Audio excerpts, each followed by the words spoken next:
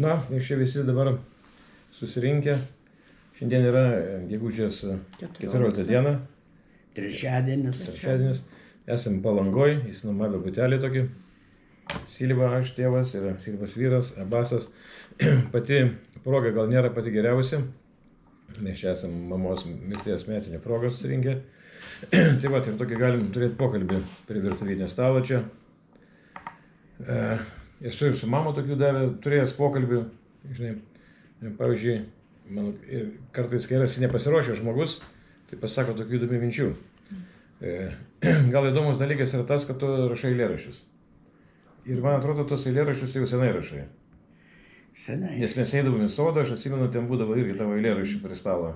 Anglų kalbos mokydavau. Tai kada tu pradėjai eilėraščius rašyti? Kaip atėjo ta idėja? Ar noras tada reikia daryti? Nu, pradėjau rašyti, bet galbūt biškai mažiau technikume bandžiau, bet ten daugiausiai buvo taip, nu, eilėraščiai, taip paprasta publicistika. Labai intensyviai pradėjau rašyti turbūt prieš kokį 10 metų.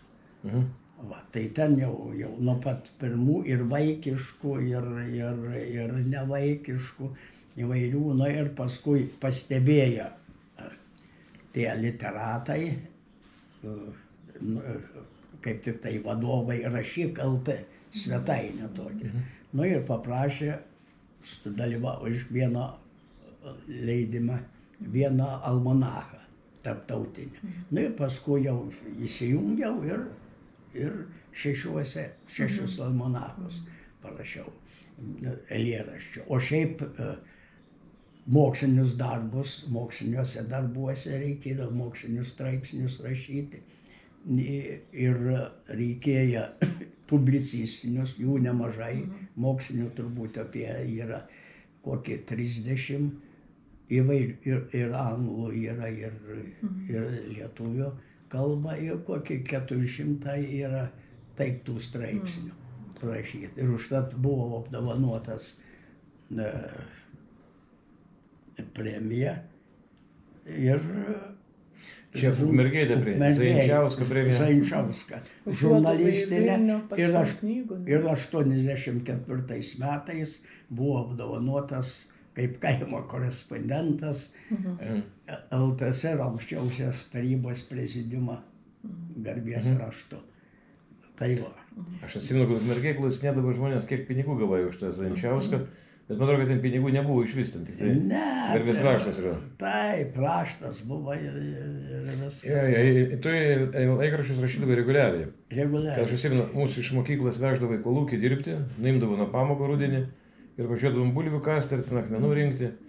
Ir kartais man ten kažkas nepatikdavo. Mes vieną kartą prisimenu, ten keli žmonės iš klasės, gal ne keli, daugiau, turėjom pabėgti iš to kolūkio. Atėjom ir įsiskraidėm po namus, taip ir nenuvažiavom į kolūkį. Tai prisimenu, kitą dieną atėjau į mokyklą, auklėtoja dar ta buvo Kliaugienė, teisėjo žmona. Man sako, Staputė, tavo tėvas šitaip žemės ūkį mėgsta. Straipsnius rašo reguliariai, o tu pabėgai iš kolūkio. Tas straipsnių rašymas jis buvo žinomas. O tai dabar eilėraščiai kaip ateina, tu ateina spontaniškai, ar tu pasiruoši? Aš taip parašai, kaip yra, kur iš karto spontaniškai, o yra, kur reikia taisyti. Būna, kad sekas ir būna, kad nesiseka ir viskas, ką nori daryti. Turiu menį, ar tu turi kažkokį laiką, pavyzdžiui, kokią tai dieną prisėdi ir galvoji, mėginsiu parašyti, ar paprasčiausiai vaikštai po kambarį, užėjai noras parašyti. Ar tu skiri kokį laiką ir kaip darbą atlieki? Yra už noras užeina. O čia jau taip neturėjau, o šiandien rašysiu, taip neišeina. Ir kartais rytą atsikėlęs, kartais naktį užeina noras, o tai šitaip. O taip, kad taip, kaip į darbą, kad ateitumai, taip nėra. O tie tavo eilėraščiai, kad paprastai tematika irgi skiriasi, ar specifika kažkas? Skiriasi ir dabar ir dauguma vertina dabar, kur yra mintis filosofinė, paslėpta, perkeltinė prasme daugelį gali suprasti, pagalvoti. kur tiesioginė prasme jau ne taip, jau ten taip. Va. Nu, bet aišku, čia reikia žiūrėti prasme, ne žiūrėti madą, kas yra, bet prasme. Bet kaip bebūtų ir anksčiau, vat, gana yra ir menininkai, kurie prieš pirmą pasaulinį karą nupaišyta, dabar neprisimenu, paveikslas koks ir padėtas raudonas gėlės. Ir kada pradeda analizuoti, reiškia, kad ateina blogas momentas, reiškia, reikės žodžiu pagelbti mirusius žmonės. O tai žodžiu žiūri, ką tai reiškia tas žodis, kokia prasmė, plotmėje yra. Vat į šitą daugiausia žiūri. Ir daugia šitos parašyti yra eilėraščiai, mačiau, tai yra iš mitologijos, iš Graikijos, su deivėm surišta. Nu, kada rašo, sakysime, tos sekso klausimais, taip gražiai suformuota. Yra tokių grubiai, tiesiog ten tiesioginė prasme, o čia ne, perkeltinė, gražiai taip, Marcelijaus, yra. Jo, Martinaičio ir Kornelijaus, ten yra Platokis. Va, ten, nu, eilė poetų, kurie gražiai turi dabar ir eilėraščius, kaip tik tai tavo knygutė padovanota, ten kaip padėka, vat, pasveikinimą iš vidurinės mokyklos. Tai Silva irgi pasirinko literatūrą, lietuvių kalbą. Pasirinkau, kad man sekdavosi visi ir matematika, ir fizika, ir lietuvių tokie skirtingi dalykai, bet matematikos turėdavau dirbti labiau. Lietuvių būdavo taip kaip vienu smūgiu viskas. Eina, tai natūraliai, tai galvojau, kam čia vargti, reikia pasirinkti širdies ką nors. Aš atsimenu, mamas esu klausęs tokį klausimą, sakau, kada buvo laimingiausi gyvenime? Ir taip įdomi, taip irgi taip spontaniškai atsakė, tik žinai, Sibirė. Sakau, kodėl? Sakė, mes visi lygus buvom. Visi buvom lygus, visi vienodai, sakė, ir tave vertindavo už tai, kas tu esi. O kai grįžom į Lietuvą, sakė, čia pasirodo mes jau iš Sibiro, nieko neturi, man jau kiti žmonės jau kažką turi, kažkas darbą turi, kažkas sukaupęs, kažką. Sakė, jau mūsų jau skaito, kad mes tokie neturtingi, tokie kaip jau žemesnė lygio žmonės kažkokie, tai sakė, jau čia pasirodo jau Lietuvoje buvo susigrupavę jau kažkokius, tai žinai. Nes ten prie komunizmo nelabai ką žmonės turėdavo, bet vis tiek, jie, va, aš turiu, tu neturi. Tai va, įdomu, va, pavyzdžiui, kaip tu pasakyti, kada buvo laimingiausias savo gyvenime?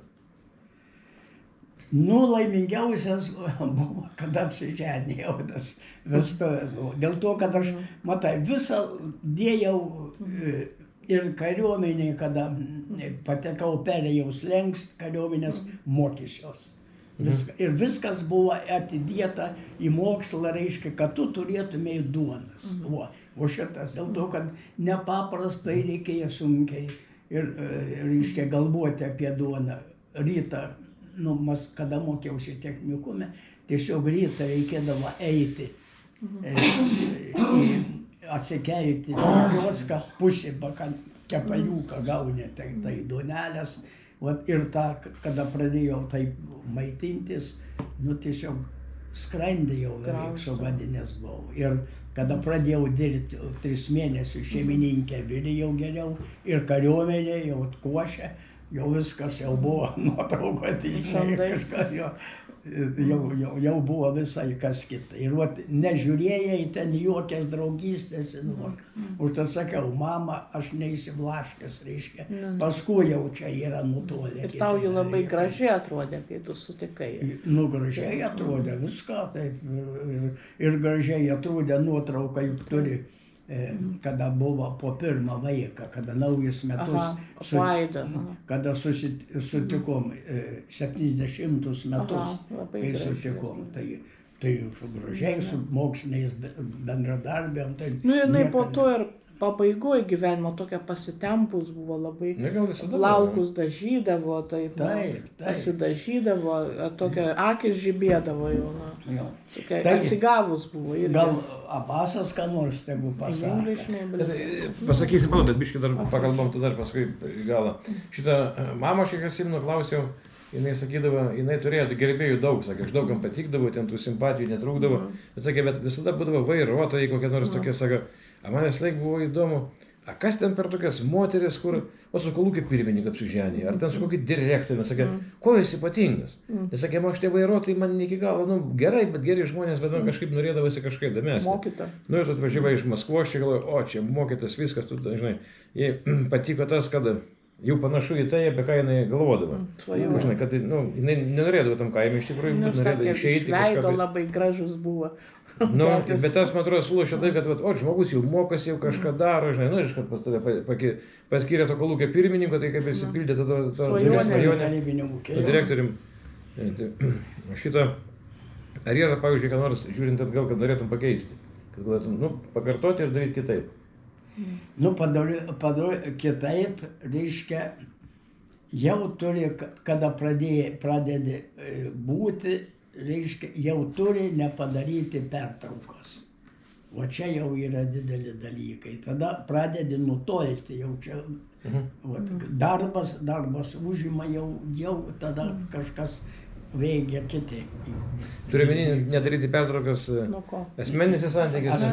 Nuo asmeniniuose santykiuose, reiškia, nu turi susitikti, būti, bendrauti nuolat. O jeigu jau padarai labai didelį pertrauką, čia kaip buvo, jau tada jau yra blogai. Juk jau, pavyzdžiui, aš mokiausi, juk jeigu nedraugavai, tai buvai kaip kalėjime užsidaręs. Reiškia, nu, o paskui matai jau sąlygas kitokias, jau pagerėja, jau tie dirgikliai daugiau veikia. Tiesa, mamas aš, nu, laiškų tų kavalerių, reiškia, labai gražiai parašyta buvo ir